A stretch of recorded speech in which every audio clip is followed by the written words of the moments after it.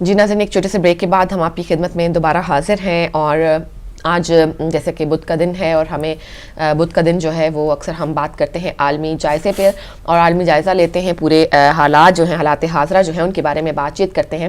تو آج بھی ہم بات کریں گے کہ ہاں دنیا میں اس وقت جو عالم میں ہے وہ اس وقت کیا کچھ ہو رہا ہے، کیا کیا نئی تبدیلیاں آ رہی ہیں، ایک خطے میں آنے والی تبدیلی جو ہے اس کا اثر کون کون سے خطوں پر زیادہ ہوتا ہے۔ جیسا کہ آج کل آپ لوگوں نے بھی سنا ہوگا کہ ترکی اور روس کے جو ہے سربراہان مملکت جو ہیں انہوں نے آپس میں ایک میٹنگ کی ہے، ملاقات کی ہے، اور دونوں ممالک کے جو تعلقات ہیں ان کے ایک نئے باب کا آغاز بھی کیا ہے۔ اور یہ سب کچھ جو ہے وہ ترکی کے جانب سے روسی طیارہ مار گرائے جانے کے بعد ہوا ہے، اور اس کو ویلکم کر رہے ہیں دونوں ملک۔ یہ جو نیا ایک سلسلہ انہوں نے شروع کیا ہے، علی بھائی بہت ترکی اور روس کے درمیان میں جو ہے وہ سلسلہ جو ہے اتفاق و اتحاد کا شروع ہوا ہے، اور اس کے بعد جو ہے کہ اس کا آپ کیا سمجھتے ہیں کہ مشرق وسطیٰ پہ اس نئے ٹرن کا کیا جو ایک موڑ لیا ہے، بالکل ترکی نے ایک نیا موڑ لیا ہے، اس کا کیا اثر ہو سکتا ہے آنے والے دنوں میں؟ کیا نئی اس پہ جو آپ سمجھتے ہیں کہ کیا مشرق وسطیٰ میں کیا تبدیلیاں آئیں گی؟ بالکل ایک بہت بڑا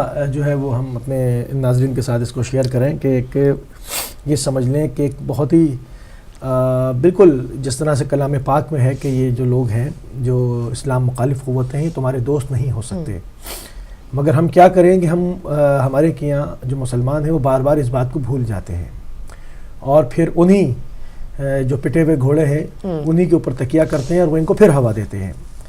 جب بات ہو رہی تھی کہ اس وقت کہ کتنی بڑی خیانت جو ہے وہ اردگان صاحب جو ہے وہ انہوں نے کی شام کے معاملے میں، جو کہ ایک واحد ایک ہی عرب ملک تھا جو کہ مقاومت دکھاتا تھا غاصب ریاست کے سامنے، اس کے مقابلے میں انہوں نے جو ہے وہ فری سیرین آرمی لانچ کی۔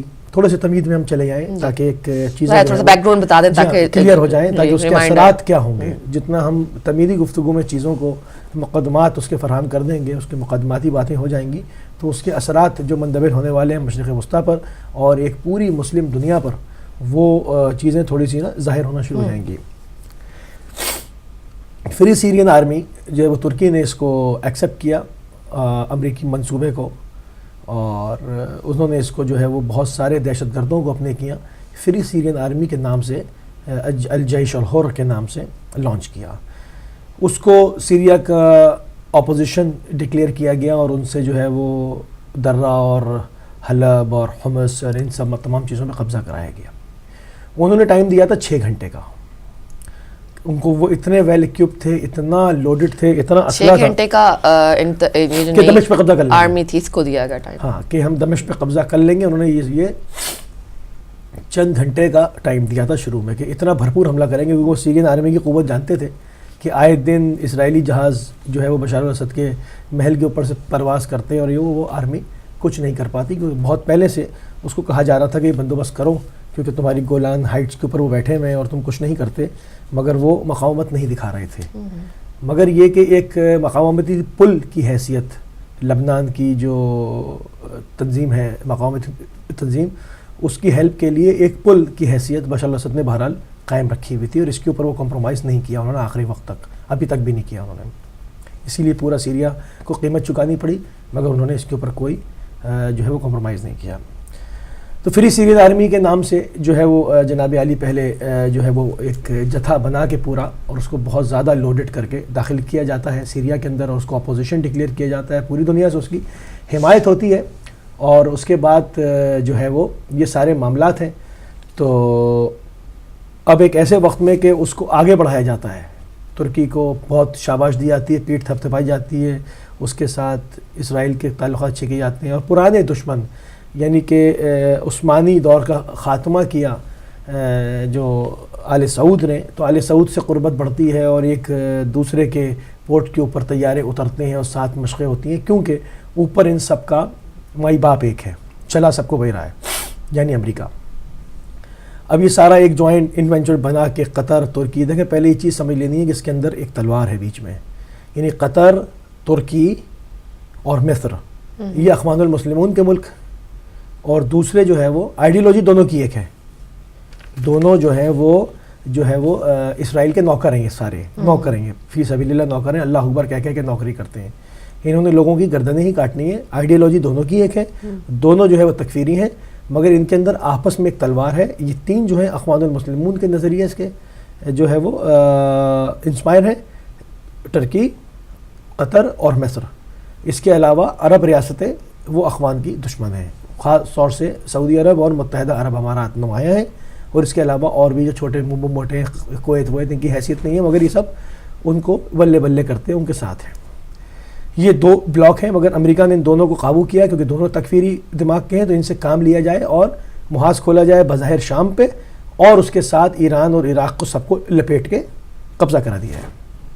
انہوں نے ٹائم دیا چند گھنٹوں کا کہ ہم دمشق پہ آ رہے ہیں. انہوں نے راہ ہموار کی تھی, جن لوگوں کے سر کاٹے گئے ہیں, جو کچھ وہاں وحشی پن ہوا ہے, انہی عوام نے ان کو ویلکم کیا کہ ہماری خلافت آ رہی ہے, ان کو بلا لیا.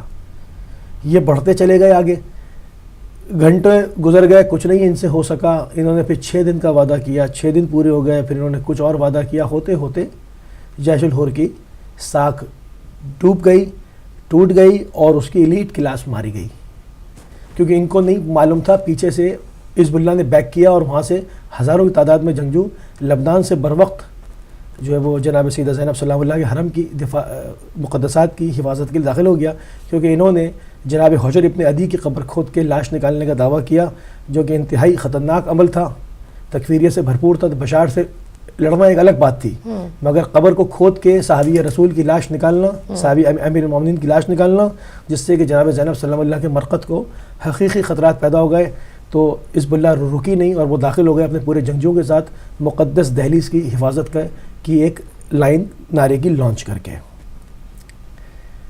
اب یہاں پر کھیل جو ہے وہ بڑھنا شروع ہو گیا. ابھی تک تو بشار کا معاملہ تھا, اس میں حزب اللہ بھی انوالو ہوئی, وہ آئی تو پیچھے سے ایرانی بھی آئے, ٹھیک ہے. انہوں نے کیا کیا, اب یہ جیش الہور سے معاملہ سنبھلے گا نہیں, انہوں نے ترکی کو, اردن کو, قطر کو, مصر کو, اچھا اب یہ سارے مل کے سپورٹ کر بھی رہے, اور اس سپورٹنگ کے درمیان ان میں تلوار بھی چل رہی ہے. ملک عبداللہ ایک رات میں اتنا پیسہ دیتے ہیں کہ اوور نائٹ مصر کے اندر انقلاب آ جاتا ہے, اور وہ اس کی منتخب حکومت اخوان المسلمون کی مرسی کو اٹھا کے جیل میں ڈال دیتے ہیں, لاک اپ کر دیتے ہیں, اور وہاں پر جنرل سیسی عبد الفتاح السیسی آ جاتے ہیں ابھی, اور وہ تکفیریوں کی حمایت بند نہیں کرتے ہیں, مگر ان میں آپس میں بھی چل رہی ہے.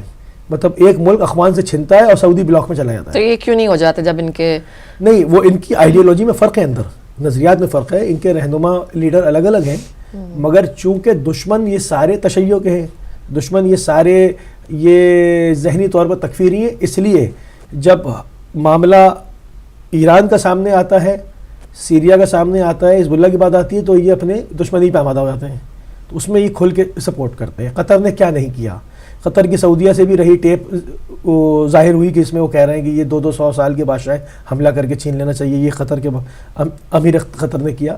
یہ سب ہوتا رہا, مگر یہ شام کے اوپر فوکس کرتے رہے, جو جس کا حصہ رکھا گیا وہ ڈالتا رہا. اب ایک ایسے وقت میں اتنی ہوا بھری کہ انہوں نے روس کا ایک جہاز بھی گرا دیا. اب تھا کہ اب بہت زیادہ تعلقات خراب ہو جائیں, روس نے اقتصادی پابندیاں فی الحال لگائیں, اور ان کو جو ہے نا سخت کرنا شروع کیا, اور جو ان کا جہاں سے یہ پھر یہ آئیسس انہوں نے بنائی, جب دیکھا جیش الہور کام نہیں کر رہی, تو آئیسس ایک درندہ گروپ بنایا کہ اس کو کوئی اون نہ کرے اور وہ کاٹ ڈالے سب کو. جب اس کی بھی پامالی کا وقت آیا, اور بہت ہی طریقے کے ساتھ روس نے, ایران نے اور حزب اللہ نے مل کے عراق کو بھی اور شام کو بھی کلیئر کرنا شروع کیا, تو اب انہوں نے کہا کیا کریں, بوکھلاہٹ ہوئی. تو اب چونکہ قرآن بار بار کہہ رہا ہے کہ تمہارے دوست نہیں ہو سکتے, جو اتنی نوکری کرنے والا اردگان, جو دن اور رات 24 گھنٹے کا نوکر ہو امریکہ کا, اس کے ساتھ امریکی انٹیلیجنس خیانت کرتی ہے, اور وہاں پر انقلاب جو ہے وہ برپا کرنے کے ان کا پروگرام یہ تھا کہ اس کو یا تو اغوا کیا جائے, اردگان کو قیدی بنایا جائے, یا مار دیا جائے. 2 صورتیں تھیں. اس کو رشین انٹیلیجنس نے سن لیا, وہ جو پلاننگ ہو رہی تھی اس کو رشین انٹیلیجنس سن لیتی ہے, اور رشین انٹیلیجنس انفارم کرتی ہے اردگان کو, اور ایرانی انٹیلیجنس انفارم کرتی ہے اردگان کو.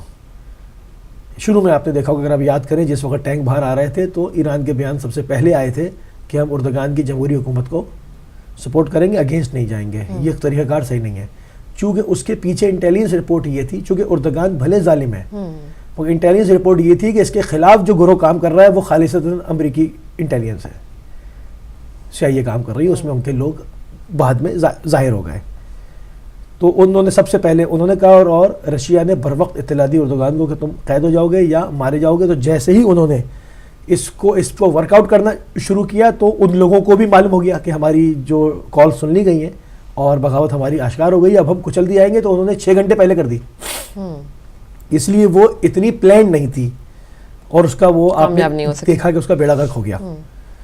تو اس کا شکریہ ادا کرنے کے لیے کل ان دونوں سربراہان مملکت کی ملاقات ہوئی ہے اور ترکی نے ایک نئے دور کا جو آغاز کی بات کی ہے وہ ابھی بہت انیشل لیول پر ہے, بنیادی لیول پر ہے. ابھی فوراً یہ نہیں کہا جا سکتا کہ ترکی جو ہے وہ مکمل قطع تعلق کر کے یہاں جائے گا. بہرحال اردوغان صاحب امریکہ کے بہت پرانے نوکر ہیں اور جو ہے وہ ہزارہ سینکڑوں معاہدے ان کے اسرائیل کے ساتھ ہوئے ہیں اور ابھی بھی وہ داعش کو اسلحہ فراہم کر رہے ہیں. مگر چونکہ ان کے ساتھ ہاتھ ہو گیا ہے, ان کے ساتھ انہوں نے غداری کی ہے, وہ یورپی یونین کا کب سے ممبر بننا چاہ رہے ہیں. اب 25 غالباً 25 تاریخ سے جو ہے وہ ترکی والے جو ہیں وہ ترکی کے شہری جو ہے وہ اب یورپ کے لیے مزید ویزے میں ان کے بڑے ویزے کا یہ سارا معاملہ ہو جائے گا اور بڑی سختی ہو جائے گی.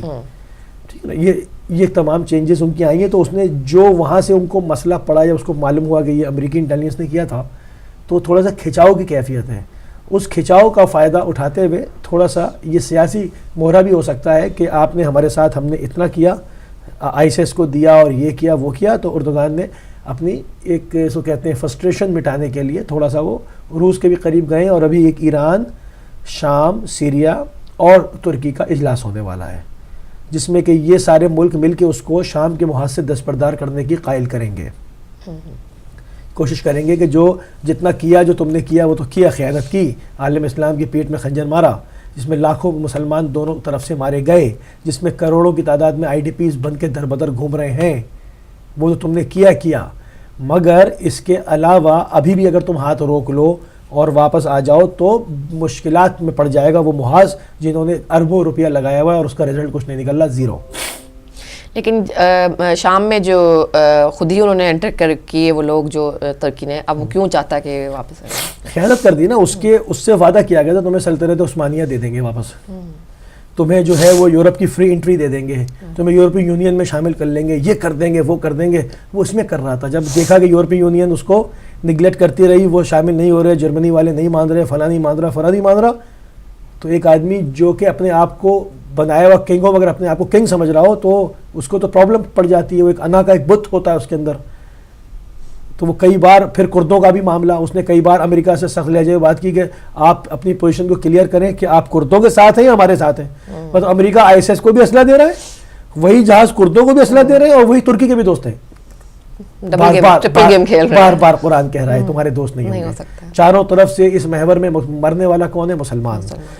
ترکش کردوں کو مارے تو مسلمان مرے, کرد مارے تو مسلمان مرے, یہ سب مل کے شام پہ حملہ کریں تو مسلمان مرے. چاروں طرف سے جو ہے وہ قتل عام ایک قوم کا ہو رہا ہے, اس لیے وہ تینوں جگہوں پر تینوں پاکٹس میں اسلحہ پھینک رہے ہیں. لیکن اب یہ جو ترکی اور روس کی دوستی ہو رہی ہے, چونکہ روس پہلے ظاہر ہے شام کے ساتھ بھی اس کے تھے تعلقات یا جو ان کی وہ تھا, اب شام پہ اس کا کیا اثر ہوگا؟ دیکھیں شام کا محاذ اگر کم ویک پڑتا چلا جا رہا ہے اور شامی فورسز کو قوت ملتی چلی جا رہی ہے تو معاملہ اس کا یہی ہے کہ وہ ہوتے ہوتے ایک پرابلم جو ہے وہ ان کو کریٹ ہو جائے گی سعودیوں کو سب سے بڑی, کیونکہ یہ انہوں نے ہیوی انویسٹمنٹ کی بھی ہے. پلس یہ کہ کھل کے یہ اسرائیل کے ساتھ آ چکے ہیں اور عالم اسلام میں ان کا چہرہ اب جو خادمین حرمین شریفین کی لبادہ ڈالا تھا وہ ہٹ گیا. اب یہ باقاعدہ پورے طور سے برہنہ ہو چکے ہیں. اب اگر یہ شام کا محاذ ہاتھ سے جاتا ہے اور یہ واپس اپنی پوزیشن پر آتے ہیں تو یہ اپنی حکومت برقرار نہیں رکھ سکیں گے اور مشرق وسطیٰ میں بہت بڑی تبدیلی پیدا ہوگی. یعنی یوں کہہ لیں کہ تکفیریوں کے فنڈ بند ہونے والے ہیں پوری دنیا میں. اب یہ کہ تکفیریت کو جو انرجی پرووائڈ ہو رہی تھی, جو ان کو مسئلہ مل رہا تھا, وہ اب چیز خطرے میں پڑنے والی ہے, کیونکہ اگر اس محاذ کے اندر مسئلہ پڑتا ہے جیسے کہ ابھی نظر آ رہا ہے کہ یہ سب چیزیں ہو رہی ہیں تو یہ معاملہ جو ہے وہ کہاں جا کے رکے گا. مسئلہ سارا یہ ہے. اب اس کے اثرات پاکستان پہ کیوں نہیں آئیں گے؟ پاکستان پہ بھی آئیں گے. آپ دیکھیں کہ وہ گولن کے سکول بند کرنے کی بات کی, یا ایون ایک بہت بڑا ایونٹ جو ہے وہ آپ دیکھیں سامنے ہوا, یہ کوئٹہ والا معاملہ, اس کو آپ لے لیں. کوئٹہ والے اگر آپ معاملے کو لیں, جو کوئٹہ بار کونسل میں لوگ مارے گئے, شہید ہوئے, ان کی تعزیت بہرحال پوری قوم جو ہے وہ پیش کر رہی ہے وہ ساری چیزیں. مگر اگر تھوڑا سا اس کو پیچھے جا کر دیکھیں, تھوڑا سا, کل ایک نجی ٹی وی چینل کے پروگرام میں علی احمد کرد دھاڑے مار مار کے روئے ہیں, جو افتخار چودھری کے بالکل ساتھ رائٹ, اس یزید کو یزید بنانے والا یہ شخص ہے, اور کل دھاڑے مار مار کے رو رہا تھا. اس پہ پروگرام میں لائیو کالز نہیں تھی, وہ میرا دل چاہ رہا تھا کہ میں ان سے پوچھوں کہ حضور آپ ہی تو ذمہ دار ہیں, آپ پرسہ آپ کو دیا کیوں جائے, جو آپ شکوہ کر رہے ہیں کہ مجھے کسی نے پرسہ نہیں دیا, آپ کو پرسہ دیا کیوں جائے؟ آپ تو زندہ گھوم رہے ہیں, آپ کو تو پھانسی ہونی چاہیے, آپ کو تو ٹانگنا چاہیے. آپ یزید کو یزید بنانے والے ہیں, آپ افتخار محمد چودھری کو فرعون بنانے والے آپ ہیں. وہ اس کا اختلاف کیا تھا؟ اس کا مسئلہ حکومت سے وقت سے یہی تھا. اس وقت مشرف نے اس کو اسی لیے اتارا تھا کہ وہ دہشت گردوں کو چھوڑ رہا تھا. وہ انٹیلیجنس اتنی محنت سے پکڑتی تھی, وہ چھوڑ دیتا تھا عدم ثبوت کی بنا پر, یہ نہیں وہ نہیں چھوڑتا. مسئلہ اس کا تھا. اس کو جب معزول کیا گیا تو یہی شخص سب سے زیادہ جو ہے نا اس نے شور برپا کیا, تحریک برپا کی. ایک کرنٹ لگا ہوتا تھا, ایک جو لوگوں کو یاد ہے وکلا تحریک. اب جب انہی دہشت گردوں نے ان کو آ لیا, ان کے چیتھڑے اڑا دیے, تو اب یہ بیٹھے ہوئے پرسہ مانگ رہے ہیں اور رو رہے ہیں. مزہ کا خیز بات ہے, مزہ کا خیز بات ہے. مطلب آپ ہی ذمہ دار ہیں پورے ملک میں دھماکوں کے. اگر اس کی ایک آنچ آپ کو پہنچ گئی تو آپ رو رہے ہیں. اور جو اور ماؤں کی گودوں سے ان کے بچے چلے گئے, دوسروں کے گھروں میں آگ لگائی تھی, وہ اس وقت تو آپ کو, ہاں اس وقت تو آپ کو کچھ احساس نہیں تھا. آج آپ کے ساتھ اٹھنے بیٹھنے والے مارے گئے تو آپ کو احساس ہوا اس غم کی شدت کا. اور جو روز پاکستانی قوم اس مصائب کو اٹھا رہی ہے, اس میں آپ کہاں تھے؟ اس وقت تو آپ نہیں آئے کہ ہاں آپ اعتراف کرتے کہ جی مجھ سے غلطی ہوئی, میں نے ایک یزید کو یزید بنایا, اس کو افتخار محمد چودھری کو. اس وقت تو آپ نہیں تھے. یہ جو ڈرامے بازی ہے, یہ جو عجیب چیزیں ہیں, دیکھیں آپ جب آپ ایک انسان کو, غلط آدمی کو سپورٹ کرتے ہیں تو وہ سسٹم جب وہ لانچ ہوتا ہے, وہ ایکٹیویٹ ہوتا ہے, تو وہ نہیں دیکھتا سامنے کون کس نے مجھے لانچ کیا تھا, کیا وہ سب کو تباہ کر دیتا ہے. چونکہ اس کو ہماری مکتبی زبان میں ہمارے اس کو غارتگر کہا گیا ہے. یہ غارتگر ہیں, یہ جہاں جائیں گے غارت کریں گے. انہوں نے کہیں کوئی ڈیولپمنٹ کی ہو آپ مجھے بتا دیں, جہاں انہوں نے سو کالڈ اپنی دولت اسلامیہ بنائی, وہاں پر بھی کچھ کام ترقی کا کیا اس سوائے گردنیں مارنے کے, لوگوں سے کچھ نہیں. کنسٹرکشن نہیں ہے, سمجھے, کنسٹرکٹ کچھ نہیں کرتے, ساری چیزیں تباہ و برباد کرتے ہیں, غارتگر ہیں. تو ڈسٹرکشن کرنے والے صحیح کیسے ہو سکتے ہیں؟ ویسے اگر کامن سینس کی بات ہو اور عام لوگوں جن کو نہیں اتنی ڈیپتھ سمجھ میں آتی, یا جو اتنی دور تک نہیں جانا چاہتے, ان کے نزدیک کہ ڈسٹرکشن کبھی حق پہ ہو ہی نہیں سکتی. تو اب یہ جو معاملہ ہے اردوغان کا اور روس کا قریب آنا, پیوٹن کا اور ان کی ترکی کی اس ساری بیٹھک کا, اور اگلا سہ فریقی اجلاس جو کہ تہران, ماسکو اور قاہرہ میں کیس میں ہونے والا ہے ٹرکی کے ساتھ, اس کے نتائج کیا نکلیں گے؟ یقیناً سیٹ بیک سعودیہ کو پہنچے گا لازمی, کیونکہ اردوغان کو جو ہے وہ بڑا مسئلہ پڑ گیا ہے کہ یہ میرے پیچھے امریکی انٹیلیجنس کیوں پڑی ہے, اور یہ تمام چیزیں کیوں ہیں, یہ میرے ساتھ خیانت کر رہے ہیں, ابھی مجھے جو نوکری کی ہے اس کا ثمر نہیں ملنے والا, اور یہ مسئلہ خراب ہے. تو اس سے پہلے کہ وہ اس کا کھیل بگاڑے, یہ کھیل بگاڑے گا جو نظر آ رہا ہے. اب آنے والے دنوں میں دیکھتے ہیں کہ کیا ہے, آیا یہ اپنی نوکری کو برقرار رکھیں گے, یا ابھی جان کیری گئے ہیں راضی کر لیں گے یا نہیں ہے. مگر معاملہ خراب ہو چکا ہے, وہ والی بات نہیں ہے. اور اس سے یقیناً مقاومتی محاذ کو بہت فائدہ ہوگا, جو کہ اس کے پورے اثرات فلسطین تک جائیں گے, اور اس کا فائدہ ہوگا. اور پاکستان میں بھی جو تکفیری وحشی گروہ ہیں جو پاکستان آرمی سے نبرد آزمائے لڑ رہے ہیں, ان کو دھچکا پہنچنے کے بہت زیادہ امکان ہے, کیونکہ اگر سعودیہ کی انویسٹمنٹ بند ہوتی ہے تو یہ سب واپس قادری ہو جانے ہیں. انہوں نے جو ہے وہ واپس قادری ہو جانا ہے, اور مزاروں پہ بیٹھ کے بابا جی اور وہاں بیٹھ کے جو ہے وہ عرس پڑھنے ہیں, کیونکہ پیسہ بند ہو گیا. تو اب سیدھا کیا ہوگا, پھر یہ عرس پڑھیں گے, بیٹھ کے عرس میں آیا کریں گے, مانگ کے چاول کرنے والوں کو بھی ظاہر ہے پھر ان کو بھی چینج کرنا پڑے گا, نیاز کے چاول کھائیں گے, ٹھیک ہے نا. تو جو جیسے پہلے کھاتے تھے, اب وہ جب ڈالرز آئے تو انہوں نے کہا کہ نہیں, قبر سے یہ اس سے یہ کیا, اور وہ کیا, شیر کے, اور یہ وہ ہے. تو ابھی یہ دوبارہ جو ہے وہ داتا گنج بخش میں آنے والے ہیں, وہاں مانگ کے چاول کھائیں گے, یہ بہت جلدی آپ دیکھیں گے یہ سب انشاءاللہ. تو یہ تمام چیزیں ہیں جن کی جو ہے وہ اپڈیٹ ہے, جو کوشش کی کہ آپ کی خدمت میں لائی جائے, کیونکہ بہت بڑی تبدیلیاں جو پیدا ہوئی ہے. اب اس کے اوپر ہم مزید تھوڑا سا جب بھی چینجز ہوں گی تو اس کے اوپر ہم مزید ایک پروگرام بھی کریں گے, اور اپنے ایکسپرٹس کو بھی لیں گے اس پہ, اور اس کے مزید باب جو ہے وہ کھولنے کی کوشش کریں گے, تاکہ ہمارے ناظرین جو ہے وہ اس سے مستفید ہو سکیں. جی بالکل ناظرین، کوشش کی ہم نے کہ جو ہے جائزہ پیش کر سکیں آپ کو، جو آپ کے آج کل کے جو ہائی لائٹس ہیں چل رہی ان کے بارے میں، اور ظاہر ہے یہ جو سلسلے شروع ہوئے ہیں یہ مزید ٹرنز لیں گے، مزید ان میں تبدیلیاں آئیں گی، مزید ان میں جو ہے وہ آپ کو خبریں سننے کو ملیں گی انشاءاللہ۔ آنے والے وقتوں میں، آنے والے دنوں میں ہم ان پر مزید گفتگو بھی کریں گے۔ فی الحال کے لیے آج کے لیے اتنا ہی، اور جائیں گے ہم ایک چھوٹے سے وقفے کی طرف۔ وقفے کے بعد واپس آئیں گے، آپ کے لیے فون لائنز بھی کھول دی جائیں گی اور آپ کو آج کا ٹاپک بھی ہم بتا دیں گے۔ تو فی الحال جائیں گے ہم چھوٹے سے بریک کی طرف۔